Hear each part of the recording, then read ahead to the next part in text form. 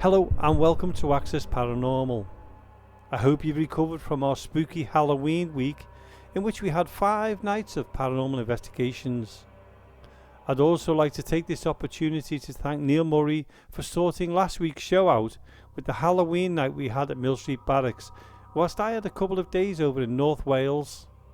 This week we begin a short investigation from Mill Street Barracks where I went into the main cellar, which, as you know, is the hotspot for activity. I didn't go alone though, as I was joined by my son, who was kind enough to join me and record the investigation for you. At least with him there, I was covered with the health and safety aspect of not being alone in the dark. Well, that's my excuse anyway. After this investigation, join us for another Boo review from our friends Jennifer and Jill from over there in the USA, or as we know them over here, as the Common Mystics. We'll dive into the chilling tale of the bullfighter at the World's Fair. Following the Boo review, we've got 4 spooky ghost stories for to share. The Haunted Graveyard, Spirit Friends, Lucy the Spirit Child, and Joshua the Pilot. To conclude the show, we'll be playing the last post and observing a minute's silence in memory of those who never returned from the war, with this being Remembrance Sunday. So plenty squeezed into this next hour, so let us begin with the mini investigation.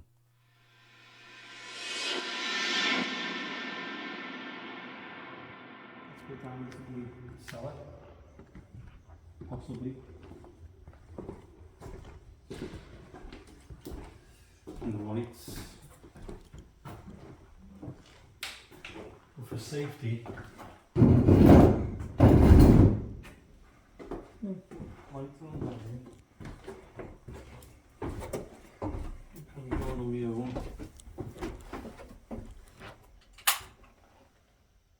Okay. It's only me. We're starting here. Oh. Go for the main one.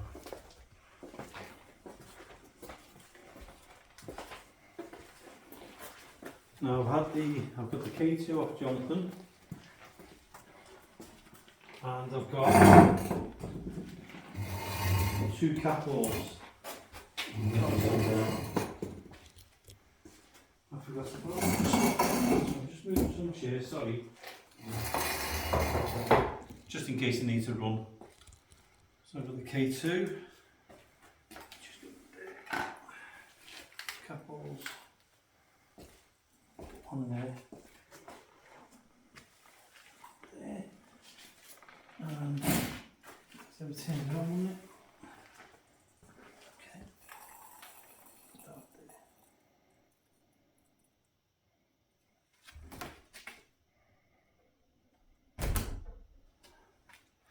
I like these delay tactics. Okay, and we'll put a couple on here for this.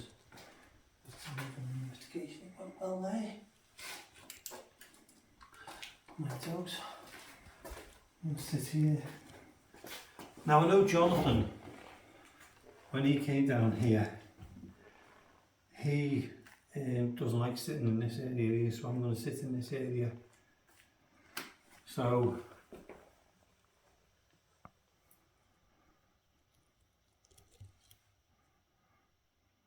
is there anybody in here with me now?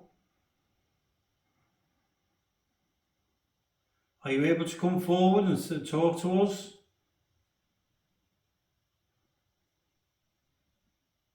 You've got myself, Jamie, and you've got the person who's holding the camera, Ian. So please come forward. We won't do you any harm.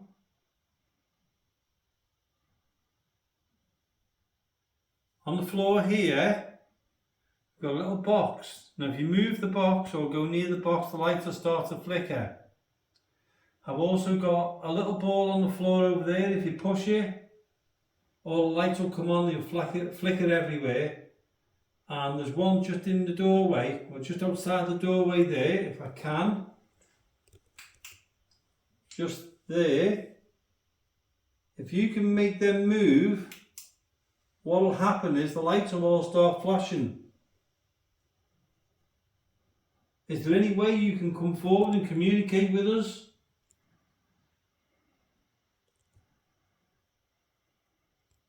I really don't mind. Are you able to do something? Talk to me. Are you able to do something? Talk to me. Can you copy me?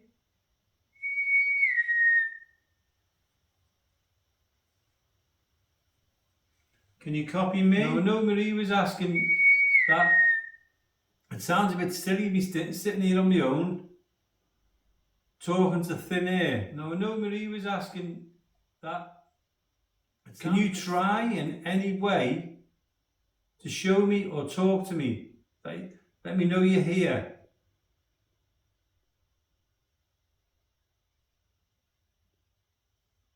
Maybe you can move something in the room. Maybe you can come and talk to me.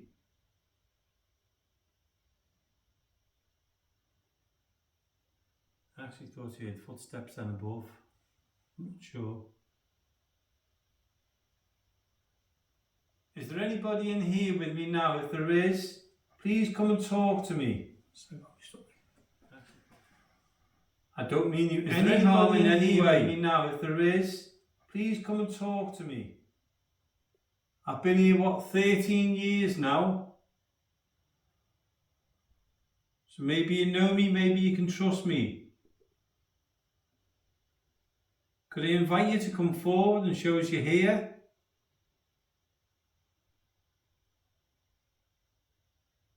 Could you tell me your name? If there's anybody here with me now, if there is any sound in here, ask you to use me energy. I know it won't be Marie, and I know it won't be John. Let me know you're around. On the far side of the building. We have a room at the top. This is a really good opportunity for you to come and make contact with us. Could you do that? If you can see the balls on the floor, can you make them start flashing? You can see the balls on the floor. Them. What I'm going to do is I'm going to move one from over here.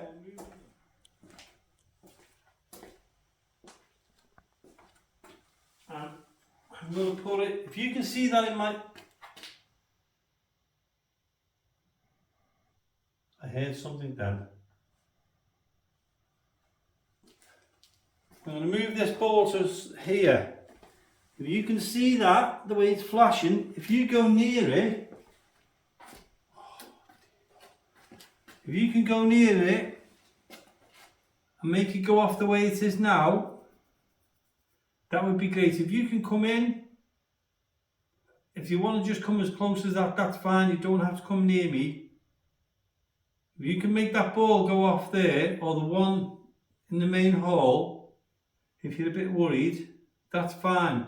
Just to let me know you're here with me, and then I can talk to you.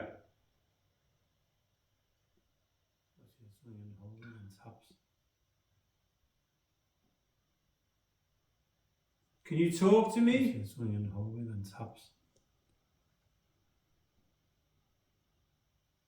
Can you talk to me? There's dolls in the cot if you want to move the dolls. Please, if you give me private warning, but if you can move any of the dolls in the cot, or the crib, whatever you call it, that would be great. Tell you what, Ian, you haven't I've got noisy shoes.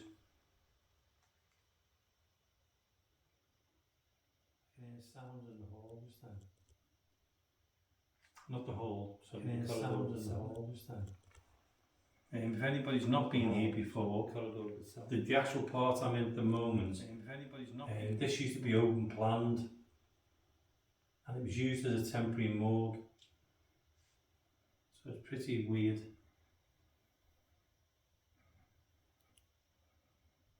Could I ask whoever's here with us now to come forward and invite you into this room with me? I'm going to point to the ball and the box on the floor. If you go to any of them and move them, this one will make the lights flash or go across. The one there, that ball there, if you can move that or touch it, the lights will flash all over the place. They won't hurt you.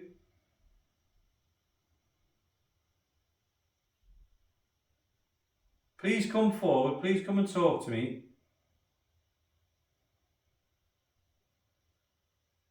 I'll try again with the whistle. Can you copy me?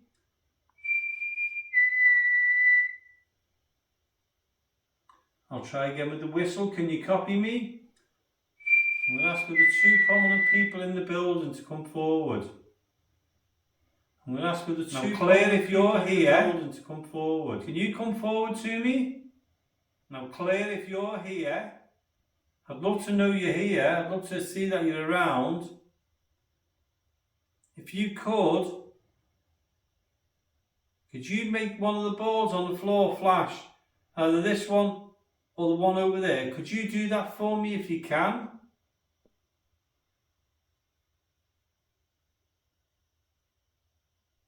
Or Jack, if you're here.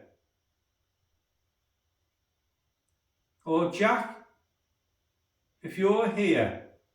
I'm getting a bit nervous now. I'm sure I've just heard footsteps. I'm getting a bit nervous now. I'm sure I've just heard. Now I'm feeling a bit on edge. Okay. Seriously. Just now feeling a bit on edge. I feel like the atmosphere's changed slightly. Seriously. Just saying that. Different ball game. Can I ask who's here, please? Can I just say that I'm here with the greatest of respect to you and whoever's here in the building. And I'm sure you know that.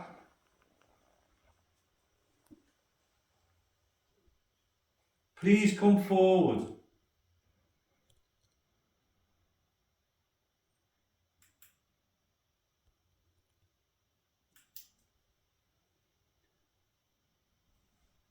Don't mean you any harm at all, and I'm hoping if you do try and communicate with us, it's respectful. Don't mean you any harm at all, and I'm hoping if you do try and communicate with us, it's respectful. Show me you're here. I'm going to go in the hall. Can you come and talk to me? Show me you're here. I'm going to go in the hall. Sorry, not the hall, Pete. He suggested I go in that room at the end there, but I haven't got that written across my forehead. Nope.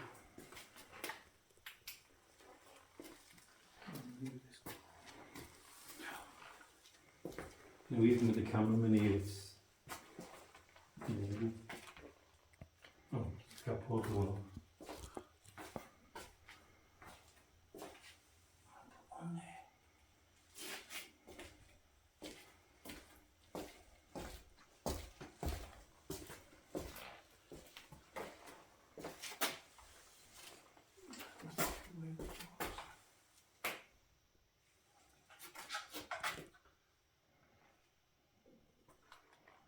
Do you know what?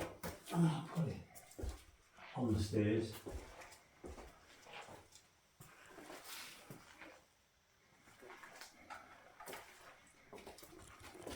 Okay, I'm going to close this door.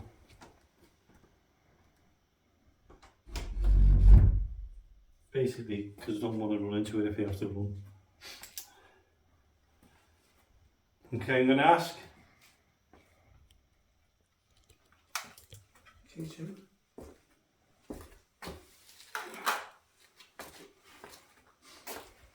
Should I start this door?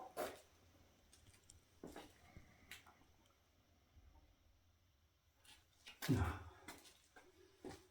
I'm going to ask if there's anybody here with me now. I mean, we've seen many things happen here. I know you don't mean there's any harm.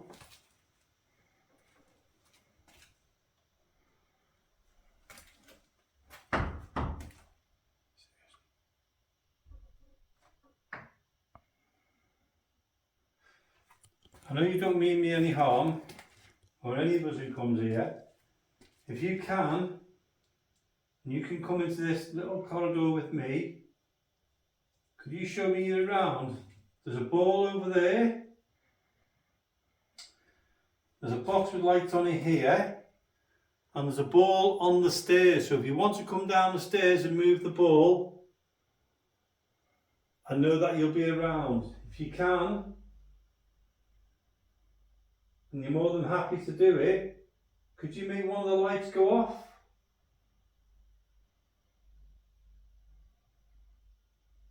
Could he ask you to come and communicate with me?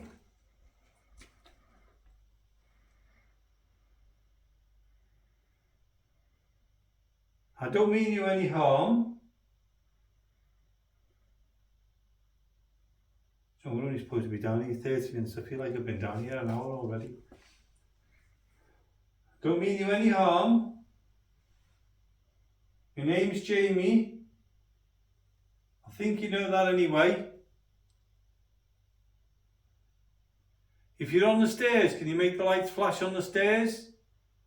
If you're down here, can you make the ball flash there as well, please? Or as you walk down this corridor, if you walk past me, you can make each light go off. I know it's a lot I'm asking for and I don't mean to, but I'd just like to know you're here.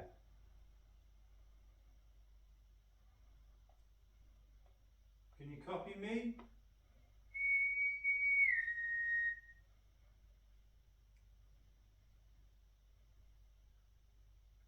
Can you copy me? Can I ask again if there's anybody here with me now?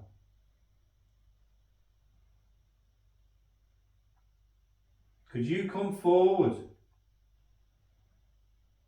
I'd like to hear what you have to say or what your stories are. If you can tell me your name.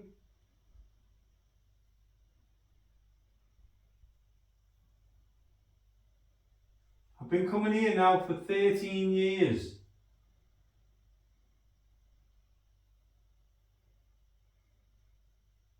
So the ones who are regulars here, you should know me by now. You should be able to communicate with me knowing that I won't harm you. I'd love to hear from you. I'd love to talk to you. If you can hear me or see me, is there any way that you can show me that you're here?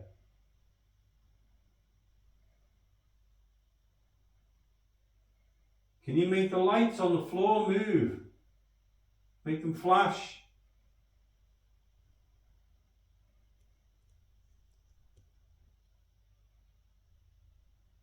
I feel quite calm at the moment. Don't know why. Sometimes he says the calm before the storm.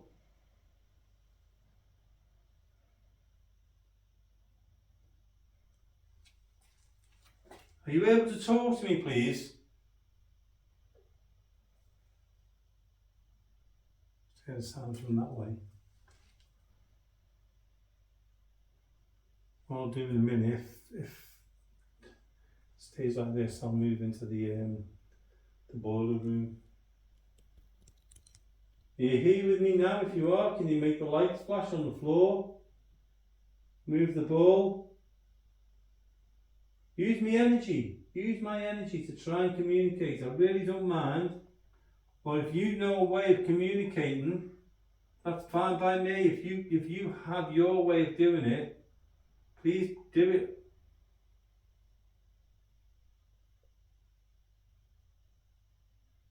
Can you talk to me?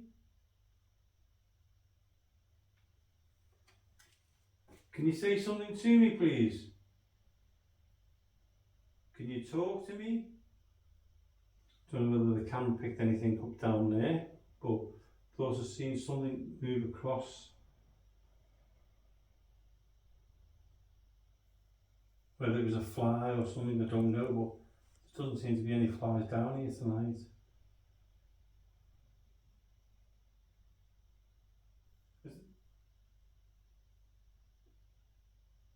I'm starting to see, like, in my peripheral vision, there's like corner of the eye stuff, I'm starting to see little bits and pieces down that end. Starting to see, like,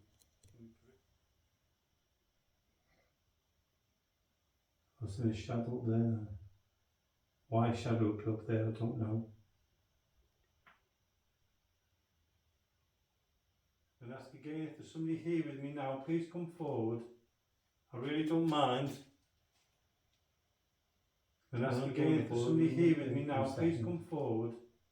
I really don't mind. I'm definitely not doing the firing range on my own. I'm definitely not going that long on my own. I'm just going to go and get the top roll.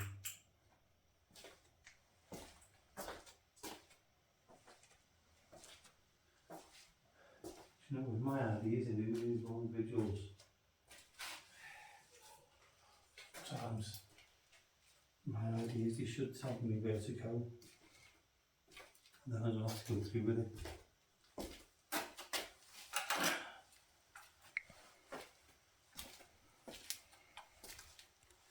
Oh, because Jonathan and Marie done it. I have no choice. Okay, let's go into the boiler room. See what happens in there. I've laid the cap all on the stairs. Don't know why, but that goes off. And then deep. And then you won't go there. Okay, I'm going to put the cap all on there. And put the cage on here. I'm going to sit over there.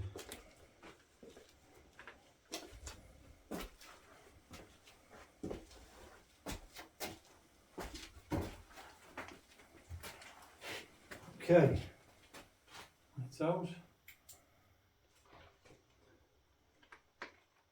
I'm going to ask if there's anybody in this little room with me, because usually this is a good room.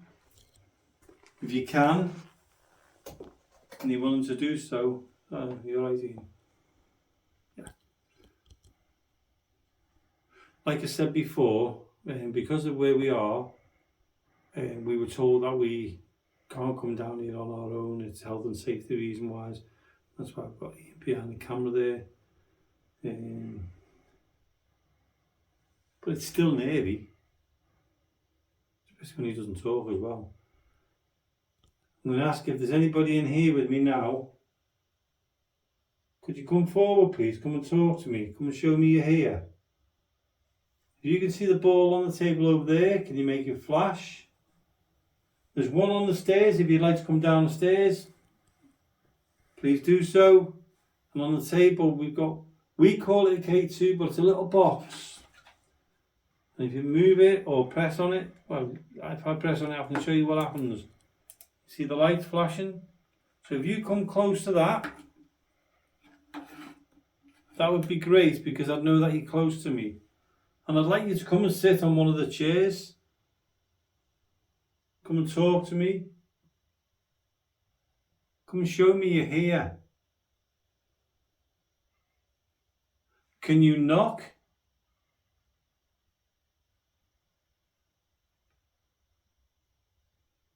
Please come forward. Come and let me know you're here.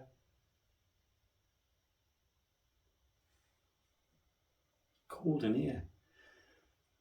Might be cold aboard the room, but it's more like a freezer. I'm going to ask again if there's anybody here with me now. Or if there's anybody around who wishes to talk to me, please do so.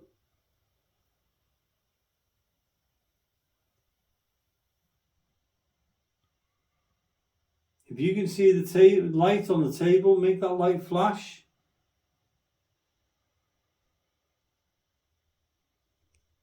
In fact, I might put it on the floor, because I tend to get more on the floor.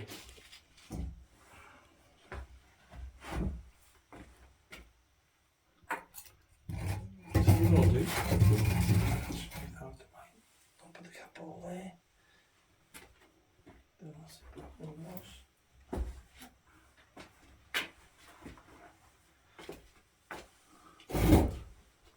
Okay, you can see the ball on the floor, and you can move it, make it flash. There's one on the stairs as you're coming down into the cellar. And you can move that one will flash too. Come on, I haven't got long left now. Thankfully. I feel like I've been down here for ages, but I know I haven't. I don't even have a watch to know what time it is. I'm just sitting there watching YouTube. I can't talk, so was I. I'm going to ask again. If you're here, maybe you can hear me, maybe you can't, or you're having difficulty communicating. If I can ask you to try in any way possible, I'd appreciate it. Are you able to do anything at all? I know we only do these for half an hour, but it feels like I've been here forever.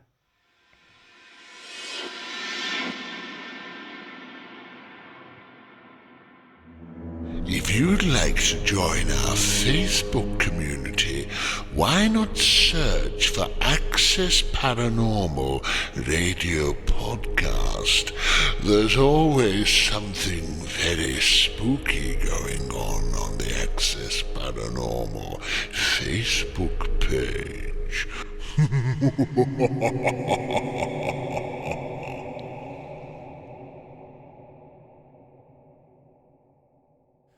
Well, that was me investigation over there at Mill Street Barracks in the main cellar. I had Ian down there, my son, so I wasn't alone because of health and safety. But I hope you enjoyed that anyway. What we're going to be doing now is we're going to go across to the Common Mystics and their Boo Review. And this is Boo Review number 14, and it's called The Bullfighter at the World's Fair. And then after that, there are 4 ghost stories which I've put up.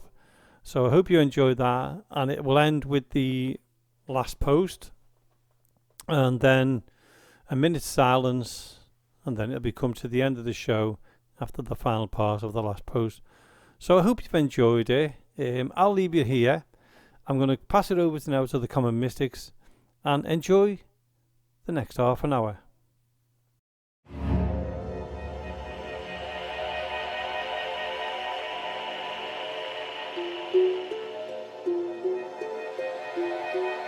Good evening and welcome to the Boo Review. I'm Jill Stanley. Tonight we delve into the fascinating and eerie story that comes to us out of the St. Louis Post-Dispatch from St. Louis, Missouri, dated Sunday, November 6, 1904. Tonight, let's journey back to the 1904 St. Louis World's Exposition, an event that was supposed to celebrate innovation and culture. However, beneath its festive surface lies tales of intrigue and tragedy. For more on this, we welcome Jennifer James at the Bulletin Desk. Jennifer? Thanks, Jill. Don Emmanuel Cervera peered into the looking glass that hung on the wall of the boarding room that he shared with his wife. He admired the form that faced him back. He considered his features to be handsome and enigmatic. His physique was perfectly suited for a bullfighter, slim yet strong. Dressed in fine attire, he sported a square-brimmed Spanish hat, a short, gold-braided waistcoat, and a vividly colored fringed serape draped over one arm. He embodied the very image of the greatest bullfighter in the world, and Don Cervera was entirely confident that he was. Cervera had arrived in St. Louis in May 1904 brought from Mexico by promoters from the Norris Amusement Company, who hailed him as the greatest bullfighter in the world. Having recently performed for King Alfonso of Spain, he left the young monarch astounded by his remarkable skill, talent, and grace. Driven by ambition, Cervera came to the St. Louis World's Exposition to establish himself as the greatest toreador of his generation, if not of all time. The men from the Norris Amusement Company had meticulously arranged everything. They constructed an impressive arena adjacent to the boarding house, a vast venue capable of accommodating 7,000 spectators. They organized a troupe of junior bullfighters to participate in the exhibition and secured the unfortunate bovine that would feature in the show. Don Cervera reflected on all of this, his chest swelling with pride as ambition coursed through his mind. He envisioned a fortune from touring the world, confident that, with his wife managing their finances, he would soon be rich and famous. His wife was even more ambitious than he, displaying a ruthless edge when it came to money. Stern and shrewd, she managed the troupe of junior bullfighters, withholding their wages until they delivered their utmost performances. Her actions were driven by a commitment to the exposition's success. It couldn't merely be good. It had to be magnificent. The thought of his wife drew Don Cervera back to the present. Where could she be? Turning away from the wall mirror, Don Cervera surveyed the room and was taken aback by the sight before him. Instead of a tidy, well-kept space, the room was gray and dusty. It lay barren, except for a double cot and a desk positioned by the window on the far wall. A dingy bedsheet hung from the stained cot to the floor. His wife's ledger book lay open on the desk, but the chair was conspicuously empty. Where could she have gone? Just to the right of the desk, his gaze locked onto a pulsing green light from the window, a mysterious glow that seemed to beckon him closer, yet, at the same time, fill him with fear. With hesitant steps, he approached the window and the strange aura that surrounded it. An unsettling sensation washed over him. Was he falling ill? His legs felt leaden, his knees threatened to buckle as if a great weight pressed down upon him, and a dizzying fog enveloped his mind. As he neared the window, the world around him erupted into a cacophony of pressure and sound, drowning out his thoughts. It was deafening. He pressed his hands over his ears and squeezed his eyes shut tightly, but vivid memories surged like a tidal wave behind his eyelids. Betrayal, pain, disappointment, and failure flashed before him, haunting his every thought. Don Cervera reached out, fingers curling around the windowsill, desperately searching for proof that reality still existed. Peering through the glass toward where the arena should have been, he was met with utter desolation. Nothing but endless acres of scarred earth, echoing with the ghosts of smoke, searing eyes, angry shouts, and agonizing screams. Turning away from the depressive lot, he felt an overwhelming wave of despair wash over him. Suddenly, another memory struck like a thunderbolt. A bone-handled knife, a Winchester rifle, the crack of a single shot, a blood-curdling howl of anguish escaped his lips, reverberating through the silence.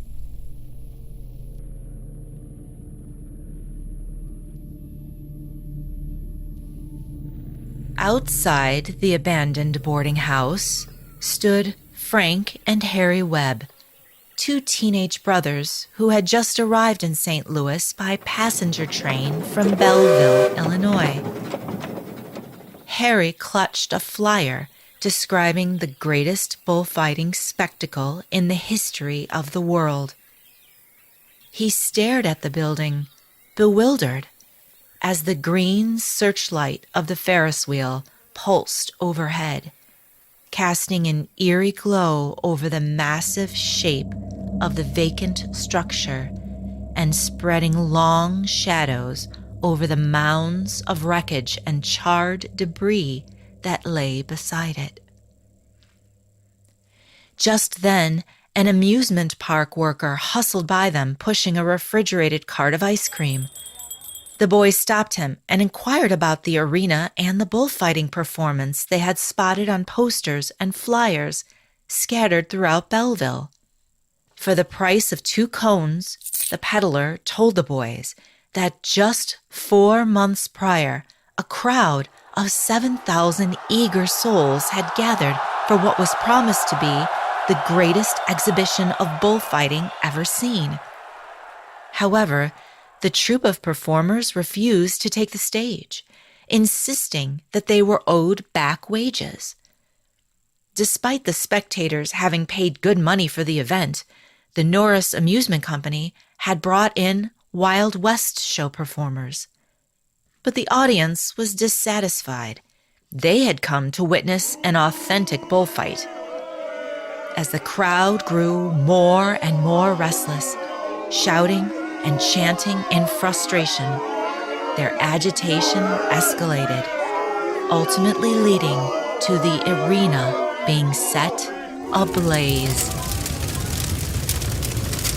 The next day, Don Cervera and his wife encountered several members of the troupe who demanded their fair pay. Doña Cervera, however, refused to comply. The confrontation escalated into a struggle, resulting in Don Cervera being shot and killed. Now, his spirit haunts this place. The peddler quickly pantomimed the sign of the cross and pushed away towards the crowds.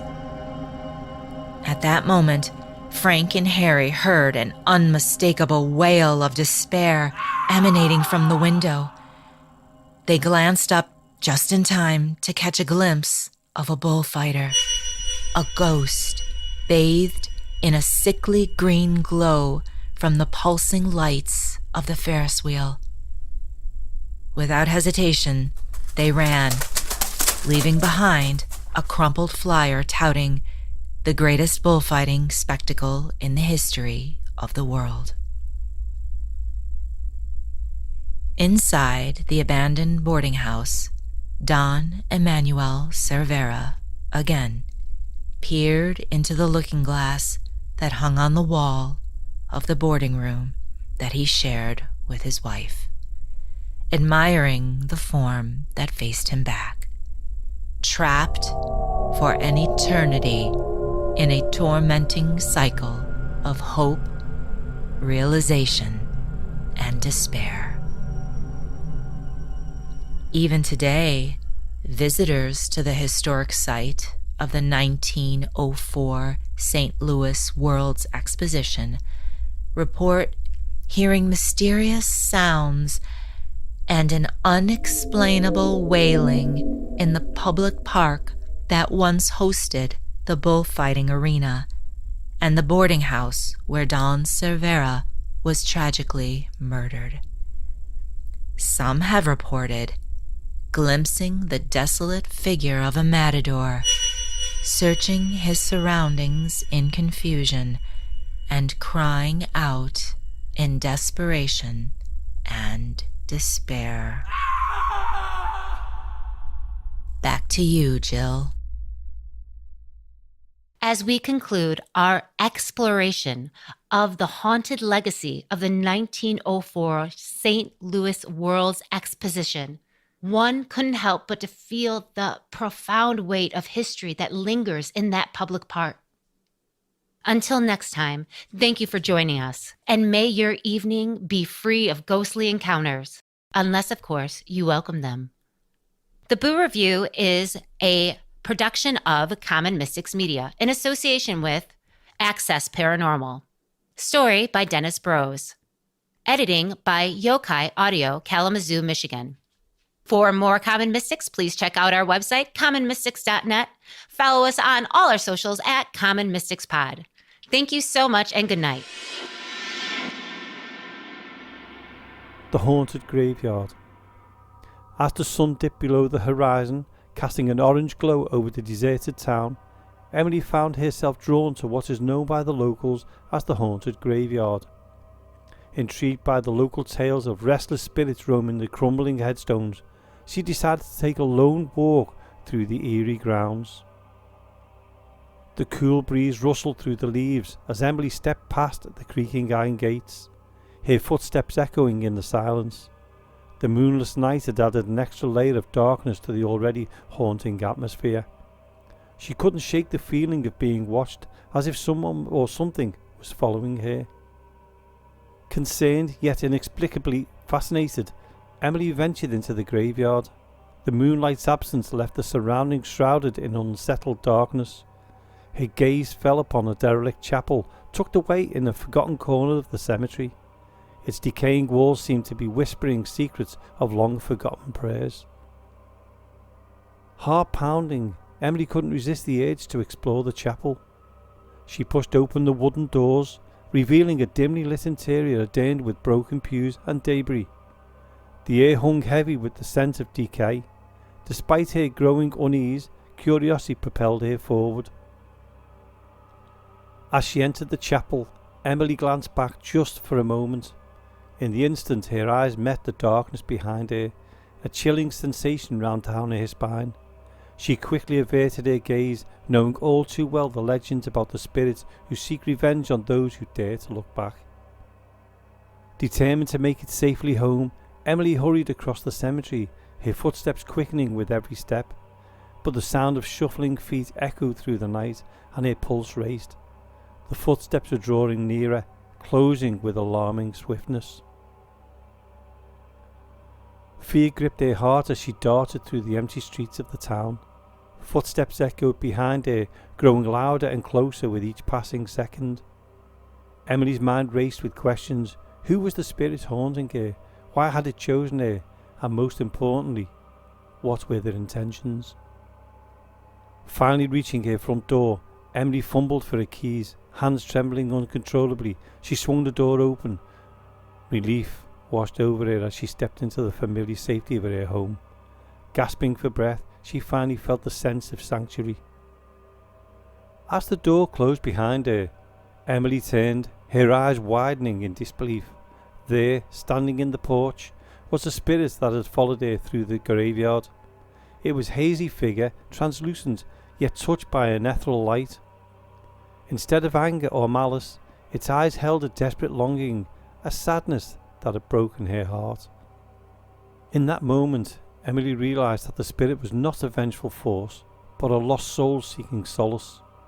Its footsteps had followed her, not to scare her, but out of yearning for companionship and understanding.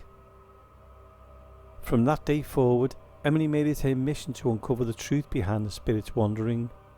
Through research and intuition, she discovered the heartbreaking story of love and loss.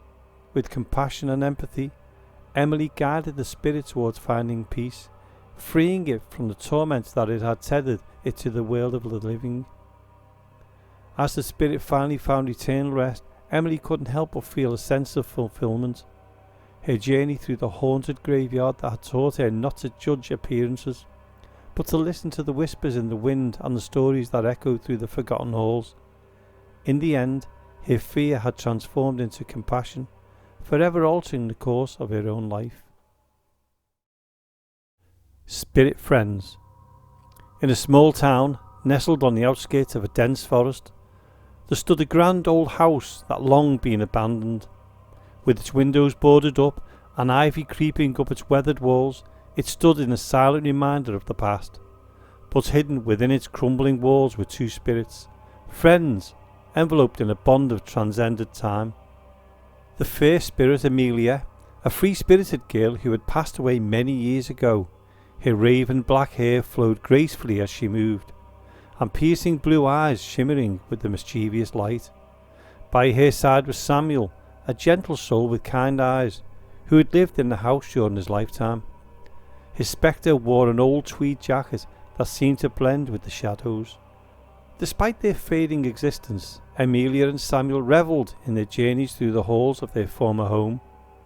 In the realm of the spirits, they would chase each other up the creaking staircase and float gracefully through the rooms, their laughter echoing through the empty air. They played games that only they knew, as if painting invisible pictures on the decaying walls. Unbeknown to them, the townsfolk whispered stories about the haunted house. They shivered at the mention of the strange noises and the eerie lights flickering through the cracks. But Amelia and Samuel paid no mind to the outside world. They were content in their invisible haven, their laughter mingling with the whispers of the wind. One evening, as they played in the attic amongst the dusty trunks and the forgotten memories, Amelia stumbled upon an old journal. Its pages were yellowed with age, and delicate script adorned each one. Intrigued, she softly blew away the dust and began reading out aloud to Samuel. The words on the page transported them back to a time when the house breathed with life. The journal belonged to a young girl named Lily, who had lived in the house many years before Samuel's time. Her words painted vivid pictures of laughter, tears, and hopes of reverberating through the spirit friends' heartstrings. Inspired by Lily's tales, Amelia and Samuel decided to venture outside their invisible sanctuary and explore the magical forest that surrounded the house. They danced amongst the towering trees, the ghostly forms blending seamlessly in the moonlight shadows. Fireflies flitted about, seemingly enchanted by their ghostly presence. As their spectral feet glided across the forest floor, Amelia and Samuel discovered the gravestone of Lily, buried peacefully in the clearing. The stone bore her name and revealed that she had passed away long ago. Deeply moved, the spirit friends gathered around the grave, their essence entwining with their memories of the girls whose life had been forgotten. From that day forward, Amelia and Samuel continued to venture beyond the abandoned house, playing amongst the trees and sharing the secret lives of the forgotten. They would flutter like leaves in the wind and whisper stories of forgotten dreams, forever connected to the souls who had once inhabited their world.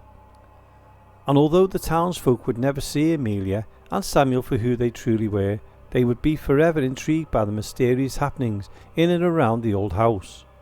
They would speak of the laughter and the ghostly whispers, weaving tales of the spirits that had found solace and companionship within the crumbling walls. But Samuel and Amelia, bound by their unbreakable spirit, would forever dance in the moonlight, bringing life to the abandoned house that had once been their home. For in their invisible presence they had found a beauty in being unseen, in everlasting friendship, and in the magic that only two spirits could share. Lucy, the Spirit Child.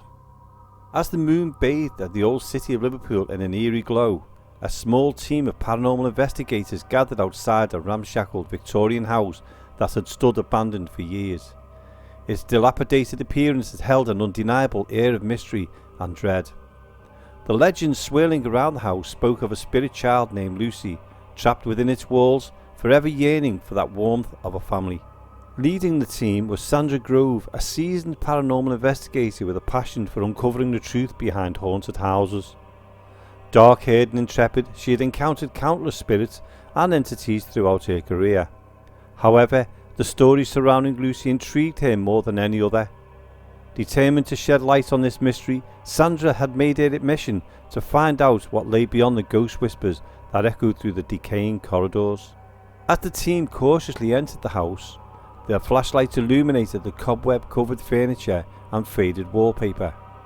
The air was chilling, and an aura of unease filled in the atmosphere. Sandra's heart skipped a beat, knowing they were about to confront the spirit of Lucy. Traversing the creaky stairs, the investigators made their way towards the room where Lucy was said to reside during her earthly days. In the pitch-black room, Sandra whispered, "Lucy, are you here? We've come to help." Suddenly, a soft giggling reverberated through the room, followed by the sound of tiny footsteps. Sandra's heart swelled with both anticipation and trepidation. She felt the presence of a child spirit drawing near, expanding the veil between the earthly and the spiritual realms. "Lucy, we mean you no harm," Sandra said, her voice filled with genuine compassion. "We want to understand your story." In that moment, a faint, transparent figure emerged, a little girl with ivory skin and coal black eyes. She stood silently, her spectral form shimmering in the pale moonlight. Sandra could sense the sadness that emanated from her. "Lucy," Sandra spoke softly, "we know you're seeking something. What do you need?" With a trembling voice, the child spirit responded, "Love. A family." Sandra's empathetic heart melted at the sound of the haunting plea.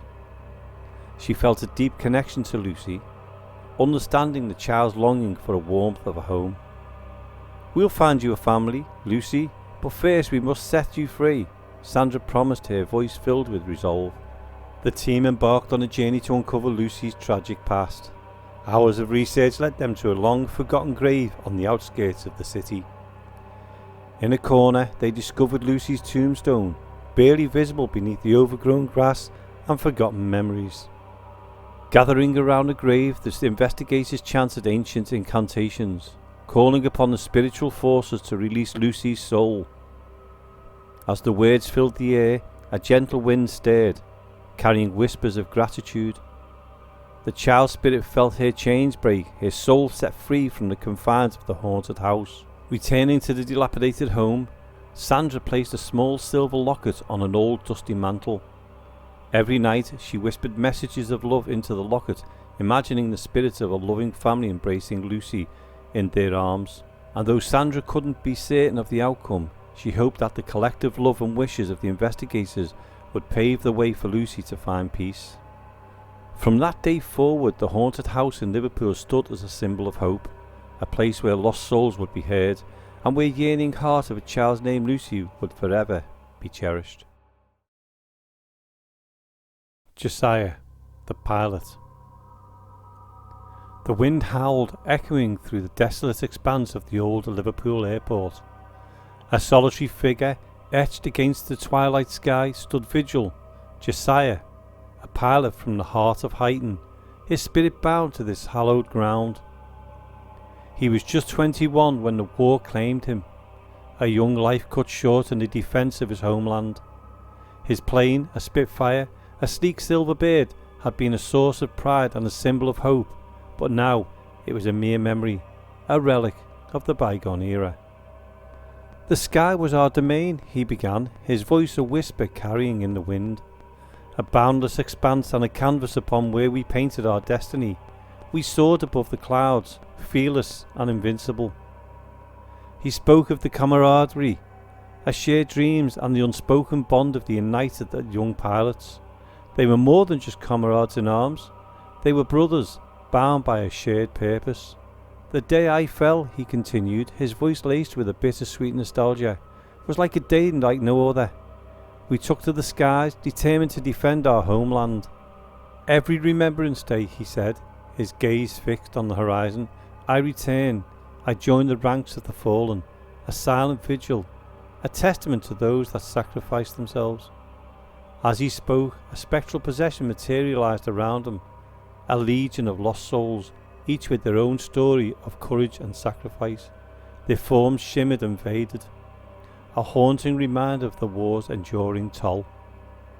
"We are the forgotten," he whispered, his voice barely audible, the nameless, the faceless, but we are here, watching over this land forever bound to its soil. He turned his face to the setting sun, his silhouette cast against the fiery sky. "Remember us," he pleaded, his voice rising above the wind. "Remember the sacrifices we made, for it's only through remembrance that we truly live." As the last rays of sunlight faded, Josiah and his spectral comrades vanished, absorbed by the encroaching darkness, yet their spirit lingered, a silent guardian, forever watching over the shores of the Mersey. For Josiah and his fallen comrades, the people of Liverpool and beyond, they are our heroes, etched forever in our hearts. The sacrifice, the ultimate price of freedom, will never be forgotten. We will remember them.